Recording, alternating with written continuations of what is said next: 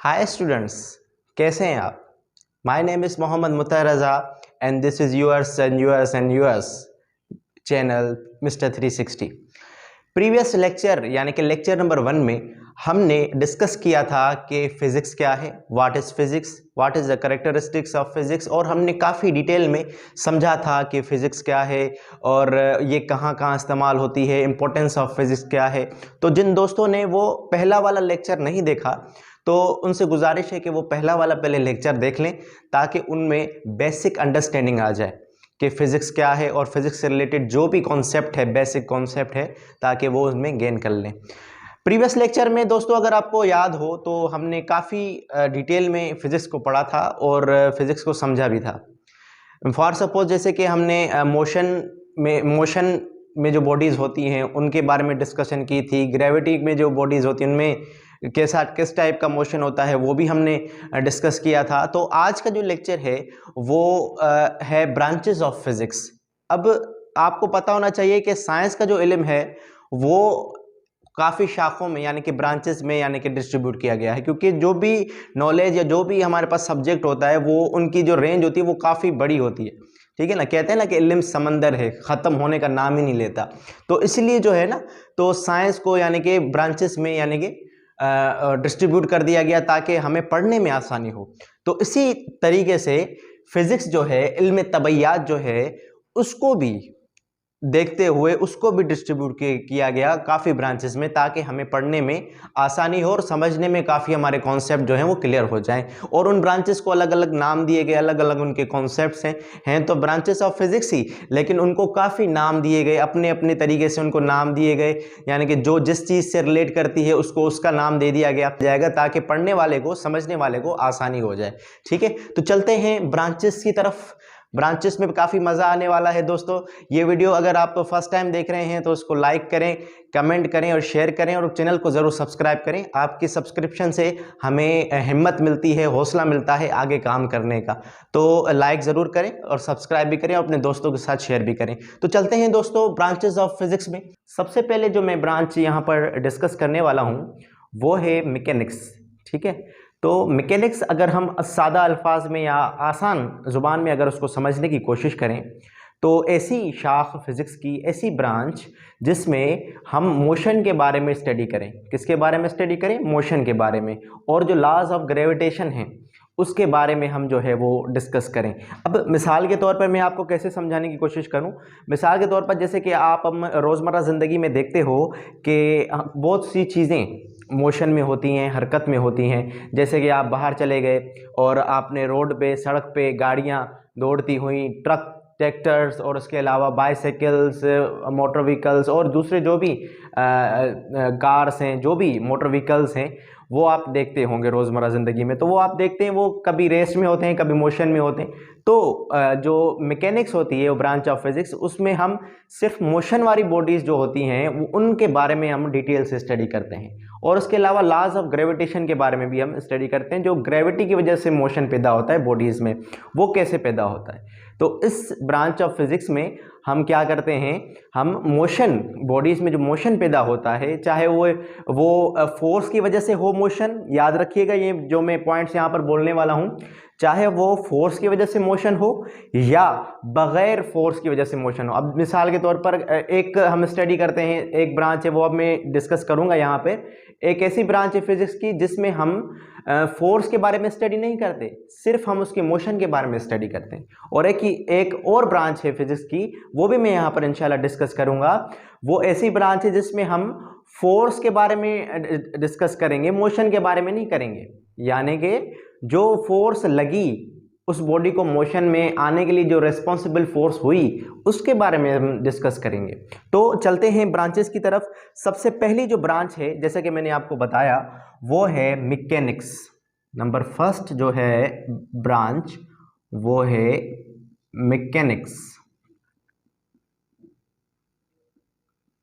तो students, mechanics क्या है? मैकेनिक्स, हम डेफिनेशन लिखेंगे मैकेनिक्स की। Mechanics is the branch of physics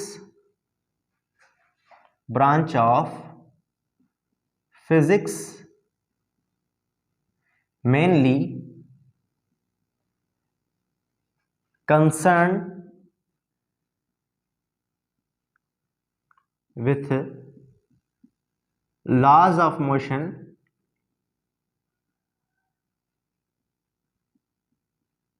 and gravitation।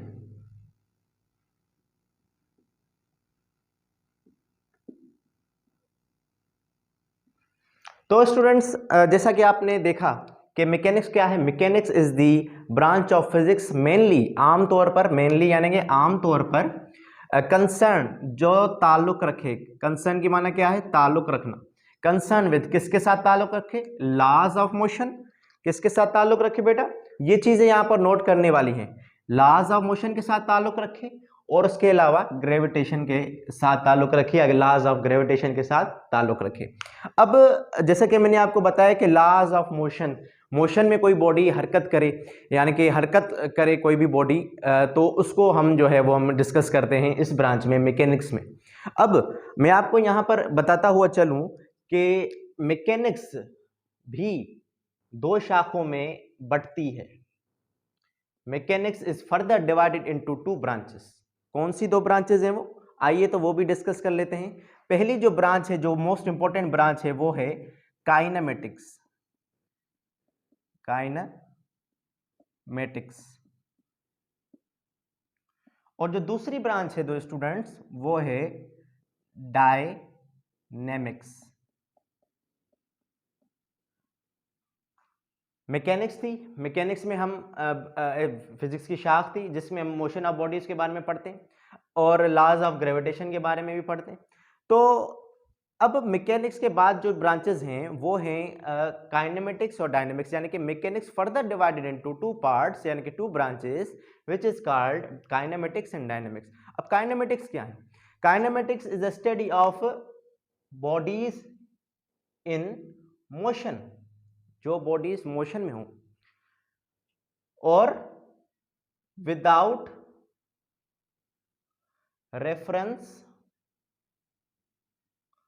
Of force, यानी कि फोर्स के रेफरेंस के बिना जो बॉडी मोशन में हो, उसको हम स्टडी करते हैं काइनेमेटिक्स में। समझ में आई? तो काइनेमेटिक्स कौन सी शाख है, कौन सी ब्रांच है फिजिक्स की, जिसमें हम ऐसे मोशन को हम स्टडी करते हैं जिसमें फोर्स को कोई डिस्क्राइब ना किया गया हो या उसको कोई रेफरेंस ना बनाया गया हो। ठीक है। अब इससे मिसाल के तौर पर मैं आपको बताता हुआ चलूं, जैसे कि ये मार्कर है, इसको मैंने थ्रो किया, सपोज हमने इसको थ्रो किया। अब काइनेमेटिक्स में हम ये पढ़ेंगे कि वो मार्कर जो है उसमें कितनी एक्सेलरेशन पैदा हुई, कितनी वेलोसिटी पैदा हुई और वो किस डायरेक्शन में उसने मूव किया। यानी कि ये हम चीजें फोर्स नहीं पढ़ेंगे, हम जस्ट उसकी मोशन पढ़ेंगे, यानी कि उसकी स्पीड कितनी थी, वो कितने टाइम में जो है वो कितना उसने डिस्टेंस जो है वो ट्रेवल किया। तो ये चीजें हम जो है वो काइनेमेटिक्स में पढ़ते हैं। समझ में आ गई? उसके अलावा अगर हम डायनामिक्स की बात करें तो डायनामिक्स में हम मोशन ऑफ बॉडीज पढ़ते हैं, लेकिन फोर्स को भी हम डिस्कस करते हैं। ठीक है। हम जो जो बॉडीज मोशन में होती हैं उनमें जो रेस्पॉन्सिबल फोर्स होती है, क्या होती है students? Responsible force, responsible force, responsible जो फोर्स होती है उसके बारे में हम डिस्कस करते हैं। यानी कि कोई भी चीज़ है, गाड़ी है, कोई भी ऑब्जेक्ट है जो भी मोशन में है, वो फोर मोशन में है तो वो कैसे मोशन में है, उसके पीछे यानी कि कारण क्या है, रीजन क्या है, तो उसके बारे में हम स्टडी किस में करते हैं? डायनामिक्स में करते हैं स्टूडेंट्स। ठीक है स्टूडेंट्स, तो आगे मूव करते हैं नेक्स्ट ब्रांच पे, जो मोस्ट इंपॉर्टेंट ब्रांच है। ये लिख लिया, मिटा दें?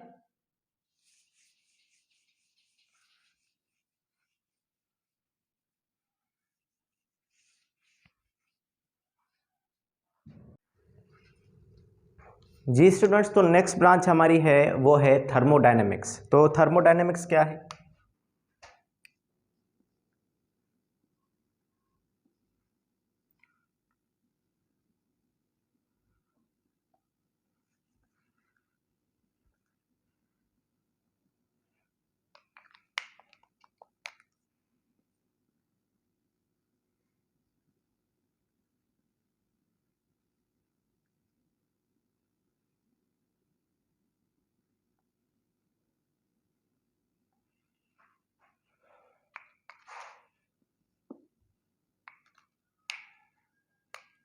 thermodynamics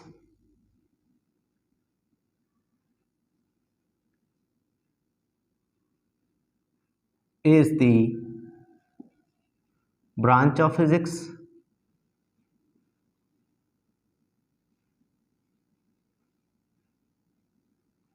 which deals with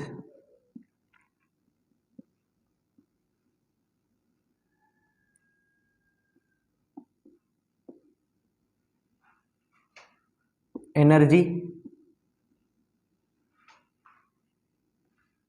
converted from one form to another form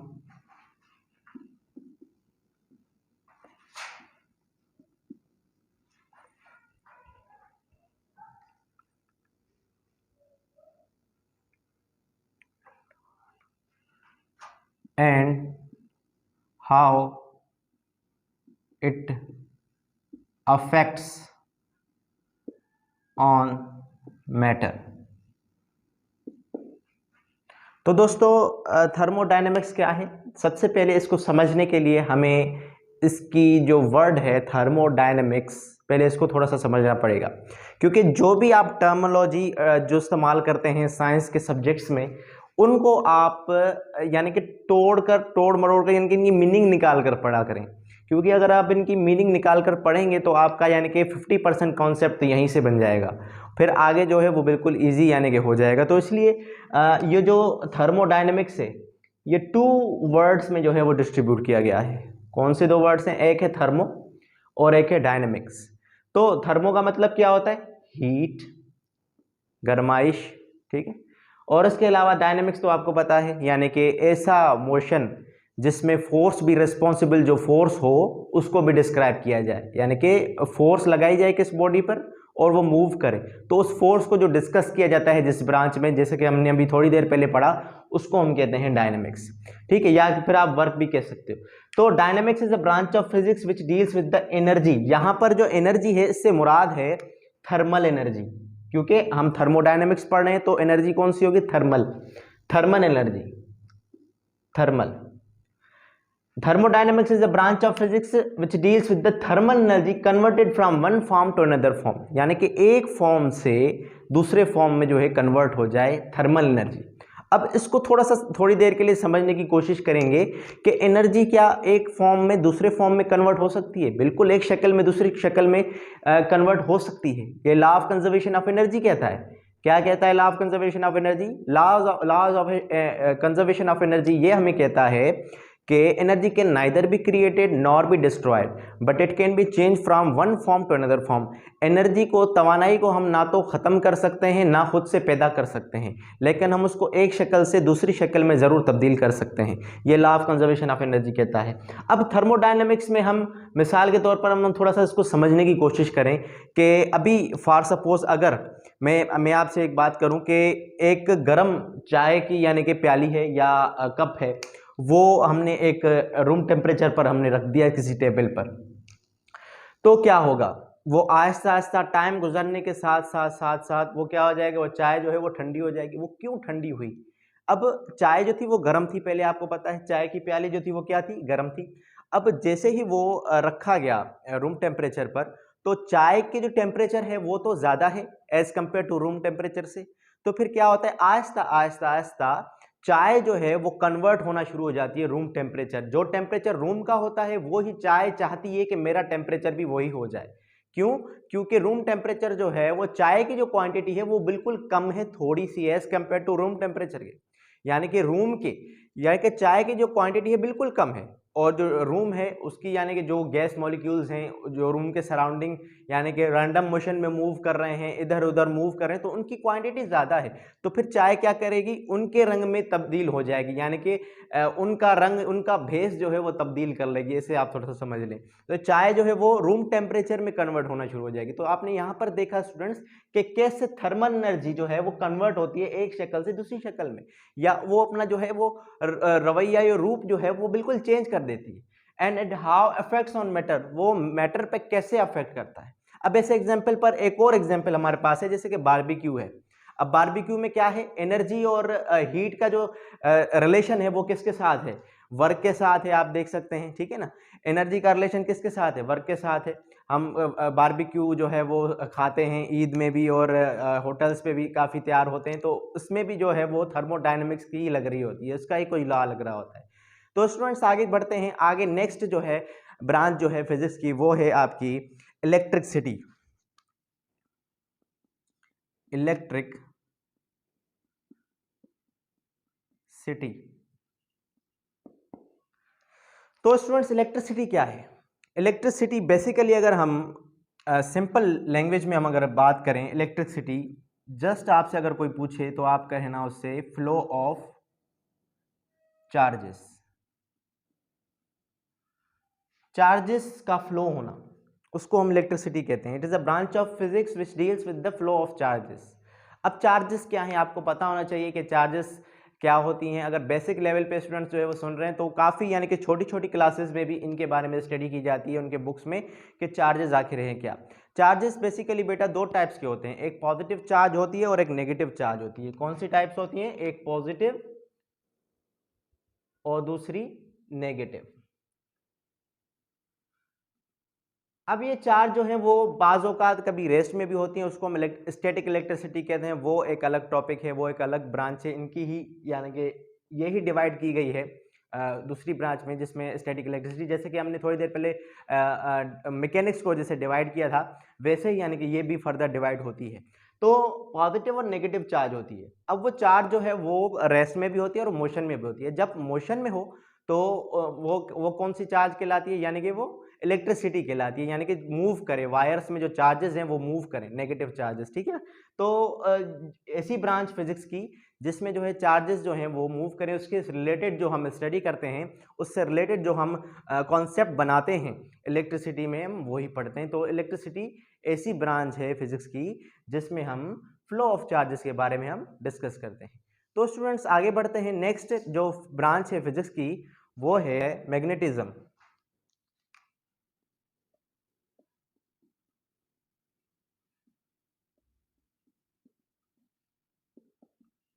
अब मैग्नेटिज्म क्या है, magnetism is a branch of physics, magnetism is the branch of physics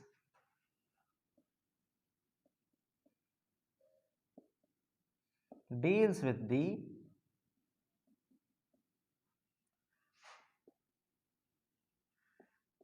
magnetic properties of magnets। अब मैग्नेटिज्म जो है वो ऐसी शाख है फिजिक्स की, ऐसी ब्रांच है, मकनातीसी जिसको हम उर्दू में कहते हैं, ठीक है। तो ऐसी ब्रांच है फिजिक्स की जिसमें हम मेनली जो है वो मैग्नेटिक प्रॉपर्टीज़ के बारे में पढ़ते हैं, यानी कि मैग्नेट है उसकी कौन सी प्रॉपर्टीज़ हैं, उसकी क्या खुसूसियात हैं, वो कैसे अट्रैक्ट करता है चीज़ों को, कैसे वो मेटल के साथ जो है वो अट्रैक्ट हो जाता है। आप बचपन में खेलते होंगे मैग्नेट्स के साथ, मैग्नेट्स जो है वो अभी भी मिलते हैं बुक स्टॉल पे। वो काफ़ी मज़ेदार तरीके के मैग्नेट्स होते थे जो हम यूँ हवा में उछालते थे और टड़क करके मिल जाते थे आपस में, काफ़ी मज़ा आता था, खेलते थे हम। तो काफ़ी इसमें इंटरेस्टिंग गेम्स भी होती हैं। तो मैग्नेटिज्म क्या होता है, magnetism is a branch of physics which deals with the properties of magnet. Properties, magnetic properties के बारे में हम जो है वो डिस्कस करते हैं। मैग्नेटिक यानी कि मकनातीसियत की जो खुसूसियात हैं, यानी कि किस प्रॉपर्टी जैसे कि कैसे यानी कि चीज़ें जो हैं वो अट्रैक्ट करती हैं, मैग्नेटिक प्रॉपर्टीज़ क्या हैं, इसके बारे में हम स्टडी करते हैं। तो मूव करते हैं नेक्स्ट ब्रांच पर।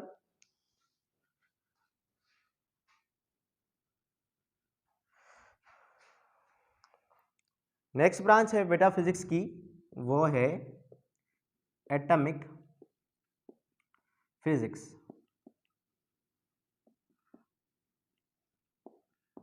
अब जैसे कि नाम से ही पता चल रहा है कि एटॉमिक फिजिक्स यानी कि एटम की फिजिक्स, ऐसे ही समझ लें। अब जैसे कि नाम से ही पता चल रहा है तो हम इसकी जो डेफिनेशन लिखेंगे वो लिखेंगे कि atomic physics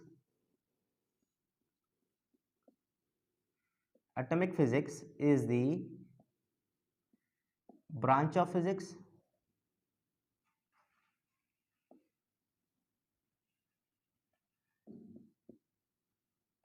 branch of physics which deals with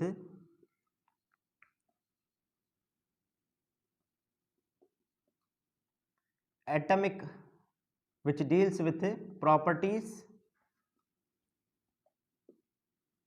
composition and structure of atom. Atomic physics क्या होती है बेटा? एटॉमिक फिजिक्स ऐसी शाख होती है, एटमी फिजिक्स ऐसी शाख होती है तबैयात की, फिजिक्स की, जिसमें हम प्रॉपर्टीज, कंपोजिशन और स्ट्रक्चर पढ़ते हैं एटम का। अब जैसे कि एटम आपको पता है कि स्मॉलेस्ट पार्टिकल होता है जो दो हिस्सों में तकसीम ना हो सके। मिसाल के तौर पर ये आपका एटम है। अब सेंटर पार्ट जो आपको होता है वो पता होता है क्या होता है, न्यूक्लियस, ठीक है। और इलेक्ट्रॉन्स जो होते हैं वो अराउंड द न्यूक्लियस जो है वो रिवॉल्व करते हैं, और न्यूक्लियस में आपके जो है प्रोटॉन होता है और न्यूट्रॉन होता है। अब इस एटम का जो स्ट्रक्चर है, हर एटम का अपना अपना स्ट्रक्चर होता है, बेसिकली याद रख लें।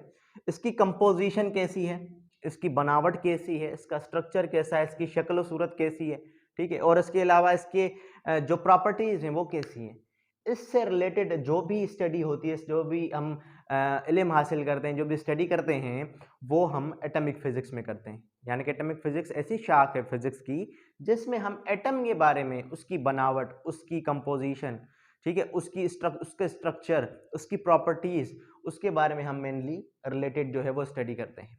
तो स्टूडेंट्स, होपफुली आपको उम्मीद है कि समझ आ गया होगा। जो नेक्स्ट जो है वो इंशाल्लाह एक और वीडियो बनाएंगे जिसमें हम जो बकाया ब्रांचेस हैं, मेन ब्रांचेस हैं, जैसे कि हमारी न्यूक्लियर फिजिक्स हो गई, उसके अलावा जो है वो ऑप्टिक्स हो गई, और उसके अलावा जो है इलेक्ट्रिसिटी एंड मैग्नेटिज्म, जो भी ब्रांचेस जो हमारी रह गई हैं, इंशाल्लाह वो हम नेक्स्ट वीडियो में इंशाल्लाह कवर करेंगे। चैनल को एंड दी एंड में आपसे कहना चाहूँगा कि चैनल को सब्सक्राइब भी करें, लाइक भी करें और शेयर भी करें अपने दोस्तों के साथ। इससे हमें क्या होता है, एक मोटिवेशन मिलती है ताकि हम आपके लिए और मेहनत कर सकें और अच्छी अच्छी वीडियोज़ बना सकते हैं। तब तक के लिए, नेक्स्ट वीडियो तक के लिए अपना बहुत सारा ख्याल रखिएगा, ठीक है। अल्लाह हाफिज़।